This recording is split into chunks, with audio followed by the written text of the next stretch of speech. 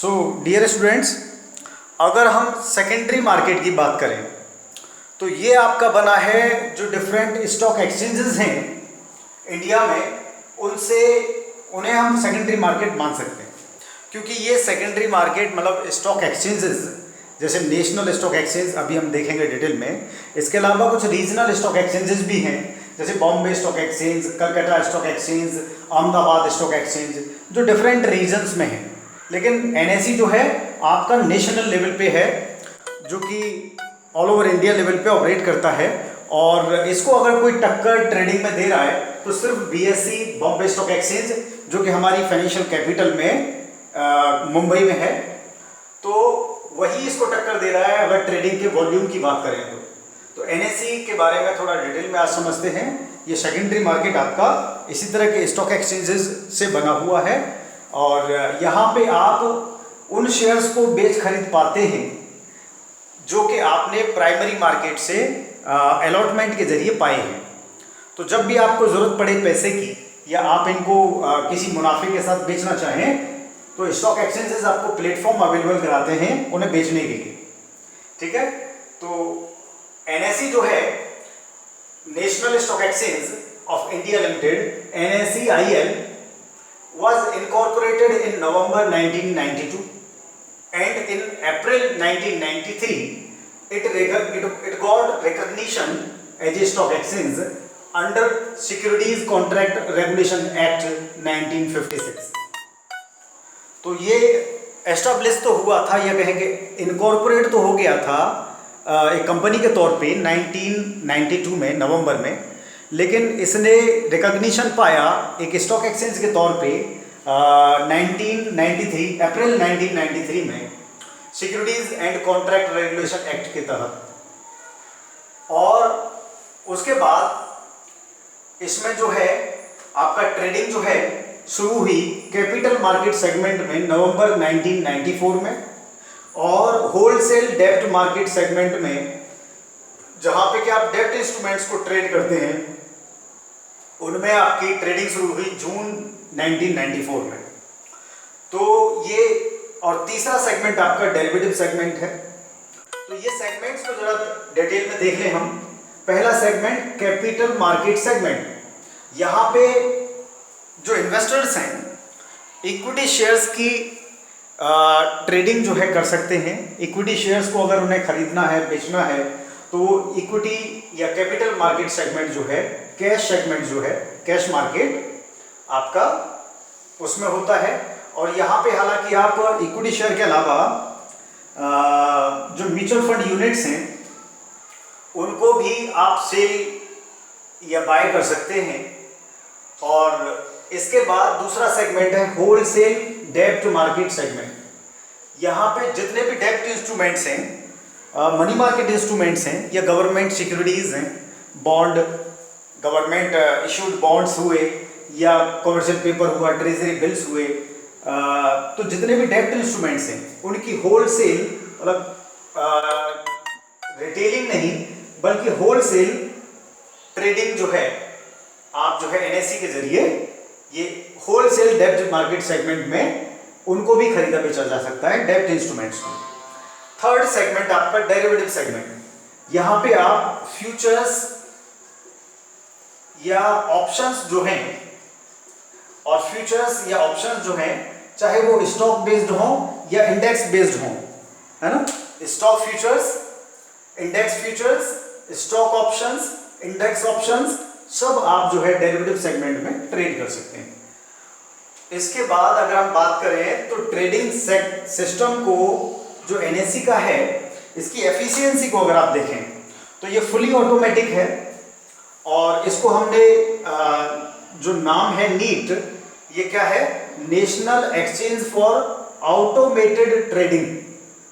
Automatically यहाँ पे क्योंकि ऑर्डर्स मैच होते हैं और सॉर्टिंग और मैचिंग जो है सब ऑटोमेटिकली होती है कंप्यूटर्स के द्वारा, इसलिए इसको हम national exchange for automated trading NEAT भी कहते हैं। और यहाँ क्या है कि is an anonymous order driving system, ये यहां किसी को कोई पता नहीं कि किसने क्या ऑर्डर लगाया है। जो आपका नीट है, national exchange for automated trading, यहां पे एनोनिमसली ऑर्डर्स जो है, ऑर्डर्स के द्वारा ये चलता है। ऑटोमेटिकली ऑर्डर्स शॉर्ट होते हैं, मैचिंग होती है, ट्रांसपेरेंसी है, फुल ट्रांसपेरेंसी है, एफिशिएंसी है ना, फेयर डील्स होती हैं, which operates on A strict price time priority basis. मतलब यहाँ पे जो आप ऑर्डर डालेंगे, डिफरेंट जो इन्वेस्टर्स या ट्रेडर्स ऑर्डर डालेंगे, वो प्राइस और टाइम प्रायोरिटी बेसिस पे उनकी मैचिंग या शॉर्टिंग करके मैचिंग की जाती है। जैसे जो भी किसी भी कंपनी का शेयर, जैसे एलएनटी का शेयर है, एलएनटी के शेयर में अगर 922 रुपये पे किसी ने ऑर्डर लगाया है और दूसरा किसी ने 920 पे लगाया है और एक ने 925 पे लगाया है, तो सबसे ऊपर प्राइस पे जिसने बाय करने को लगाया है उसको सबसे पहले मिलेगा, उसके बाद 922 वाले को मिलेगा, इसके बाद 920 वाले को मिलेगा, है ना। तो यहाँ प्राइस प्रायोरिटी के हिसाब से ऑर्डर्स की सॉर्टिंग होती है और मैचिंग होती है। ऐसे ही टाइम के हिसाब से टाइम भी यहाँ रोल प्ले करता है। जैसे किसी ने 920 पे लगाया, सेम रेट पे 925 पे मान लो 100 शेयर्स के ऑर्डर लगे हुए हैं दो लोगों के द्वारा, 25 शेयर का एक ने लगाया, 75 शेयर का एक ने लगाया, दूसरा पार्टी ने, और पहला पार्टी ने 920 पे मान लो 940 पे लगाया और दूसरा पार्टी ने 941 पे लगाया, तो जिसने पहले लगाया है उसको पहले मिलेगा। ठीक है, तो ये इसका मतलब यही है कि प्राइस टाइम प्रायोरिटी बेसिस पे यहाँ ऑर्डर्स जो है शॉर्टिंग उनकी होती है और सेटलमेंट या कहें कि मैचिंग होती है। ठीक है, तो ये हो गया आपका ट्रेडिंग सिस्टम कैसे काम करता है। ये फुली ऑटोमेटिक है और ऑटोमेटिकली एनोनिमसली यहाँ ऑर्डर्स की मैचिंग और शॉर्टिंग जो है एकदम फेयर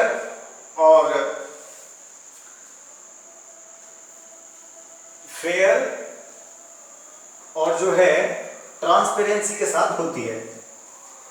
इसके बाद अगर क्लियरिंग, सेटलमेंट एंड क्लियरिंग की बात करें तो clearing is the process of determining the obligations.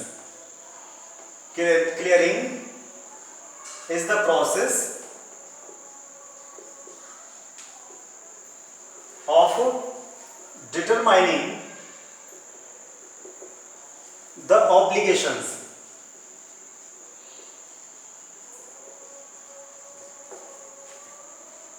after which the obligations are discharged,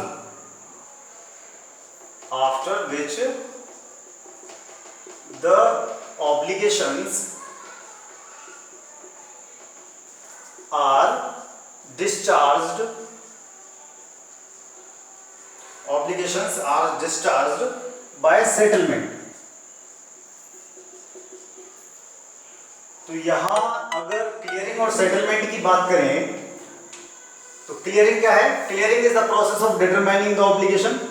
सारी पार्टीज जो भी यहां ट्रेडिंग कर रही है उनकी ऑब्लिगेशंस को डिटरमाइन करने का जो प्रोसेस है वो क्लियरिंग है और उनको सेटल कर देते हैं। जैसे after which the obligations are discharged by settlement, तो वो सेटलमेंट उनका किसको कितना पेमेंट करना है, किसको कितने शेयर डिलीवर करने हैं, वो डिलीवरी जैसी हो जाती है, तो इसको हम कहते हैं क्लियरिंग एंड सेटलमेंट।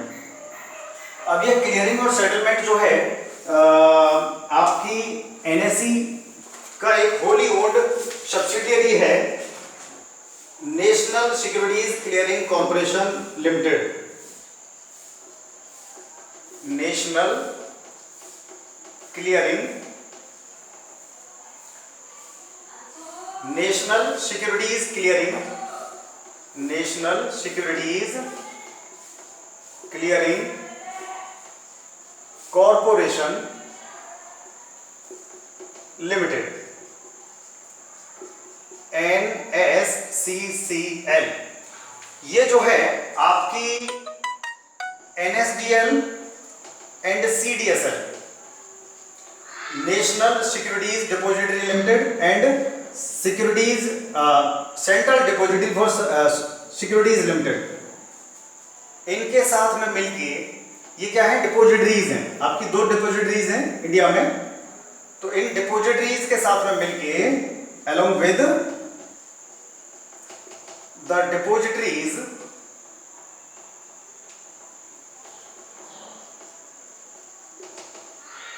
और डिपॉजिटरीज कौन सी है, NSDL and CDSL। NSDL national securities depository limited, CDSL central depository services limited, इनके साथ में मिलके ये क्लियरिंग और सेटलमेंट जैसी चीजों को NSE ही नहीं बल्कि अदर स्टॉक एक्सचेंजेस के लिए भी ये NSCCL along with NSDL and CDSL ये क्लियरिंग एंड सेटलमेंट को देखती है।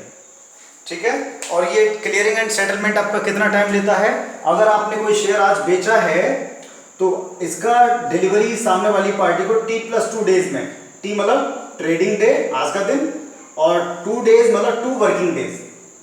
आज कौन सा दिन है, मान लो मंडे में आपने कोई शेयर बेचा है, मंडे में कोई शेयर बेचा है तो ट्यूसडे वेडनेसडे तक सामने वाली पार्टी को मिल जाएगा, है ना। और आपका पेमेंट भी आपको, हालांकि पेमेंट तो आपको सेम डे करीब मिल जाता है, नेक्स्ट डे आप जो है विड्रॉ कर सकते हैं। तो ये आपका T+2 डेज में क्लियरिंग और सेटलमेंट NSE पे जो भी ट्रेड आप करते हैं उसका NSCCL और NSDL CDSL मिलके कर देते हैं।